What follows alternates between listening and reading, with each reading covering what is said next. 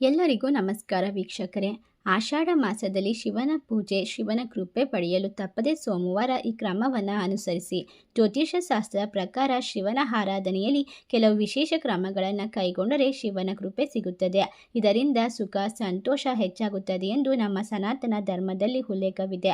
ಹಾಗಾದರೆ ಯಾವ ರೀತಿ ಆಷಾಢ ಮಾಸದ ಸೋಮವಾರದ ದಿನ ಶಿವನ ಪೂಜೆಯನ್ನು ಮಾಡಬೇಕೆಂಬ ಸಂಪೂರ್ಣವಾದ ಮಾಹಿತಿಯನ್ನು ಇವತ್ತಿನ ವಿಡಿಯೋದಲ್ಲಿ ನೋಡ್ತಾ ಹೋಗೋಣ.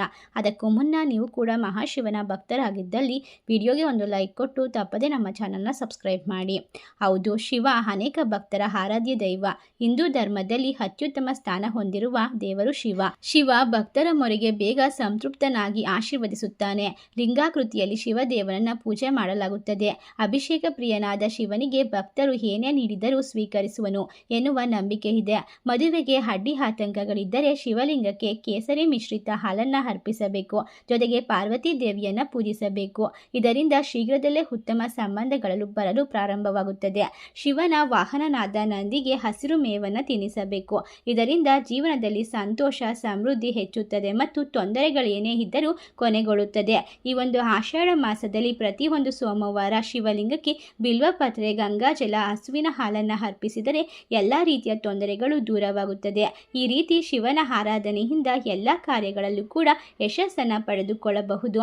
ನಿಮ್ಮ ಸರ್ವ ಇಷ್ಟಾರ್ಥಗಳು ನೆರವೇರಲು ಓಂ ನಮಃ ಶಿವಾಯ ಮಂತ್ರವನ್ನು ಪಠಿಸಬೇಕು. 108 ಬಾರಿ ಸೋಮವಾರದ ಪೂಜೆಯನ್ನು ಶಿವನಿಗೆ ಅರ್ಪಿಸಬೇಕು.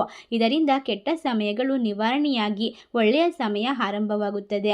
ಅಷ್ಟೇ ಅಲ್ಲದೆ ಆಷಾಢ ಮಾಸದಲ್ಲಿ 21 ಬಿಲ್ವ ಎಲೆಗಳ ಮೇಲೆ ಶ್ರೀಗಂಧದಿಂದ ಓಂ ನಮಃ ಶಿವಾಯ ಎಂದು ಬರೆದು ಶಿವಲಿಂಗದ ಮೇಲೆ ಅರ್ಪಿಸಿ. ಇದರಿಂದ ಶಿವನು ಆದಷ್ಟು ಬೇಗ ಸಂತೃಪ್ತಿಗೊಳ್ಳುತ್ತಾನೆ. ನೀವು ಬೇಡಿದಂತಹ ವರಗಳನ್ನು ಪ್ರಾಪ್ತಿ ಮಾಡುತ್ತಾನೆ. ತಾಮ್ರದ ಪಾತ್ರೆಯಲ್ಲಿ ಕಪ್ಪು ಎಳ್ಳನ್ನು ನೀರಿನೊಂದಿಗೆ ಬೆರೆಸಿ ಶಿವಲಿಂಗಕ್ಕೆ ಅರ್ಪಿಸಿ. ಈ ವೇಳೆ ಓಂ ನಮಃ ಶಿವಾಯ ಮಂತ್ರವನ್ನು ಪಠಿಸಿ. ಇದರಿಂದ ಶನಿ ದೋಷ ನಿವಾರಣೆಯಾಗುತ್ತದೆ. ಆಷಾಢ ಮಾಸದಲ್ಲಿ ಪ್ರತಿದಿನ ಶಿವಲಿಂಗವನ್ನು ಪೂಜಿಸಿ. ಇದರಿಂದ ನಿಮ್ಮ ಆದಾಯ ವೃದ್ಧಿಯಾಗುತ್ತದೆ.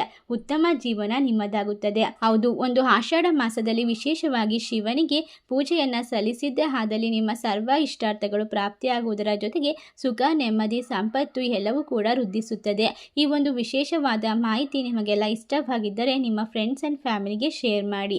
ಓಂ ನಮಃ ಶಿವಾಯ ಎಂದು ಕಮೆಂಟ್ ಮಾಡಿ. ಧನ್ಯವಾದಗಳು.